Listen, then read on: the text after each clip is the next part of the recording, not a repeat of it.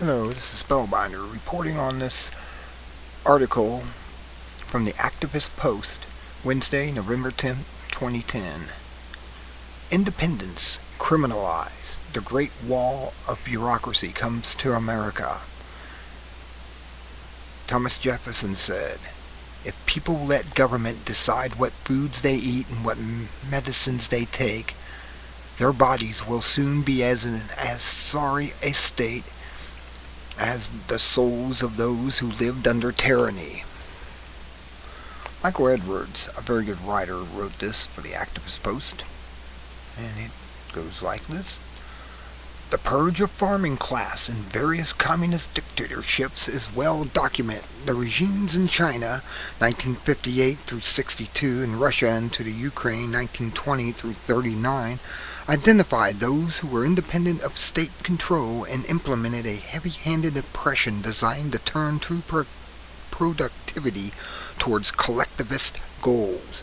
These regimes are but a vision of what is being proposed in modern America. Today, the elite seem to have learned from the messy approach of Mao, for instance, the boot to the face in the Orwell's 1984, and have opted for a similar eradication campaign, but they are doing it so largely through excessive regulation coordinated between private companies and government. These policies and regulations are handed down by political corporate leadership and have become de facto law enforced by compromised judges. This forms the foundation of classical bureaucracy. Unlike Mao's collectivist state today, state of America is pure fascism from both authoritarian sides. However, the independent-minded are squeezed. The man who believes his home to be his castle, the woman who wished to be free of the boys' club corporate rule, those who have unacceptable ideals like peace and freedom, or simply those who wish to be left the hell alone and not be branded as terrorists. There is no better example of this than the control over food production and distribution, as this is at the heart of what I mean to be truly independent.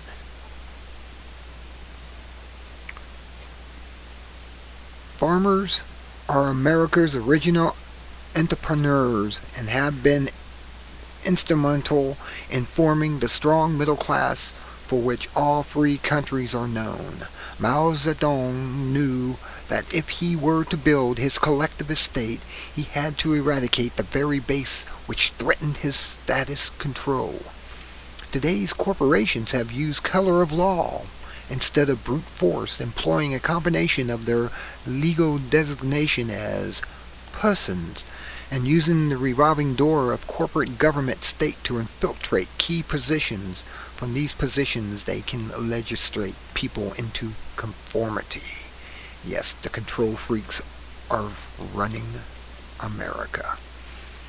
This modern Mao fascist system still employs brute force when needed, as the SWAT teams raids peaceful farmers, and communities increase in frequency, while peaceful protesters can lead to surveillance and intimidation. Although this campaign prefers to cloud and sheer brutality of it by legitimizing the codes and enforcement thereof in the name of public safety and the greater good. In this way, one now becomes a violator of law, not of an ideology per se, made to jump through hoops and continuously change in size and location. Mao was less devious. America's obsession with law and order has conveniently inculcated a complete lack of sympathy for lawbreakers, what they call the evildoers, which they are. When they look in the mirror, they know who they are. Or those who seem likely they might break the law. Thought police, also, they like to be. This is an essential culture feature that also worked well under Mao, as there was a strong prejudice by city dwellers towards the rural counterparts. Suspicion of lifestyles is the key. We often hear people say, if you have nothing to hide, then don't worry. However, When bureaucracy takes hold, everyone eventually becomes a lawbreaker. The mountain of rules, regulation, codes of conduct, and arbitrary decisions about conformity have created a great wall of bureaucracy, from which Mao would be frothing with envy to behold if he was alive today. Frighteningly, America has a burgeoning prison industrial complex, ready-made to accommodate the increasing flood of violators, for victimless crime laws, of course. Modern-day America doesn't have to purge their independent class into mass graves. Just lock them away, and maybe even create widgets for corporations for free. Among this new class of evildoers is the entrepreneur. These independents who have built the middle class of America are now burdened by the cost of doing business where it is difficult to justify the investment of time and money. This terrific 5-minute video perfectly captures their plight. And it's a very good video, and I'll have a link to this article so you can watch all 3 of these videos. The impact that its creeping control structure had on America's social climate is beyond measure, but a trove of financial statistics bear out the magnitude of the financial loss. Here a few key measures of how America's foundation of entrepreneurial independence had been eroded by bureaucracy and collectivism. 1. A country that issued a Declaration of Independence has only one growth industry remaining, and guess what? It's government. The Bureau of Labor Statistics overview of the 2008 to 2018 projections show that since government has now co-opted healthcare, finance, insurance, and information, it will hold fully 30% of all future employment growth, far outweighing any private sector.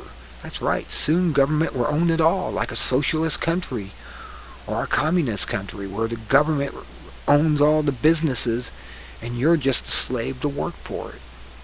America has all but fully subscribed to globalization, which is bureaucracy writ large.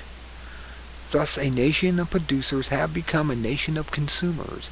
The production capacity of a solid manufacturing base and a free market fosters independence. The declining productivity of a country through the sacrifice of its manufacturing guarantees dependence. According to the Land Institute, in 1801, when Jefferson became the president, 95% of Americans essentially made their full-time living from agriculture.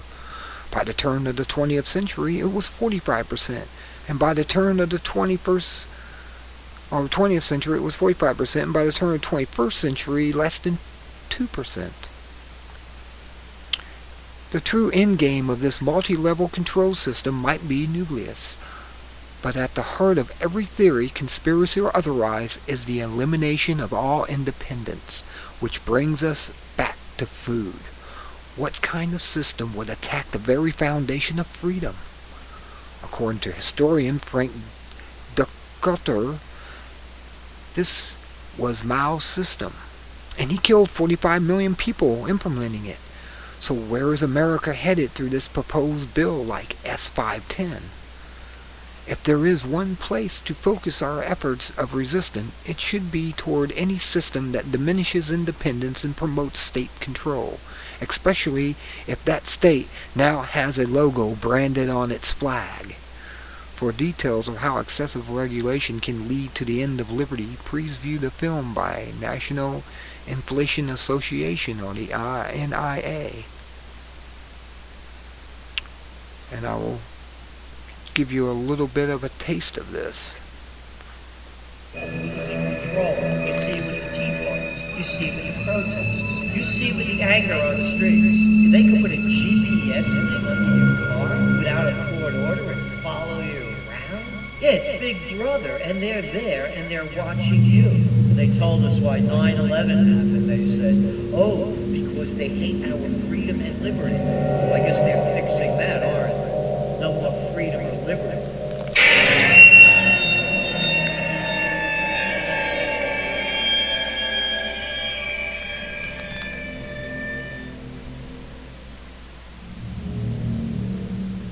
This film was made possible with thousands of NIA members who submitted their reports. The United States is no longer the land of the free. Americans live in a system with literally millions of unnecessary government regulations that have destroyed the free market and sent millions of well-paying jobs overseas. Americans today are constantly watching their speedometers and trying to conform to every little rule, yet there are so many rules that it's impossible for even the most honest and hardworking Americans not to be breaking some type of law on a daily basis. We are slaves in a criminal monetary system where the Federal Reserve steals from the middle class through inflation and transfers this wealth to their banker friends on Wall Street. We are forced to accept pieces of paper as money when the U.S. Constitution defined only gold and silver as legal tender. NIA has already proven in our previous documentaries, Melt Up, The Dollar Bubble, and Hyperinflation Nation, that the U.S. dollar will soon become worthless and Americans will see the purchasing power of their savings and income destroyed. However, the impending currency, fiscal, and debt crisis is no longer NIA's greatest concern. We are now seeing countless signs on a daily basis that the U.S. is headed for a complete societal collapse that will end civilization as we know it forever. You're actually breaking the law. Breaking the law if you try to capture rain falling onto your roof and pour it on your flower bed. Obviously, if you use the water upstream, it won't be there for the person to use it downstream. So what about the little guy watering with rainwater at home? Will anybody do anything about that violation of the law? If she really does do that, then she ought to have a water right to do it. The average American is reaching a boiling point. There is no common sense left in America.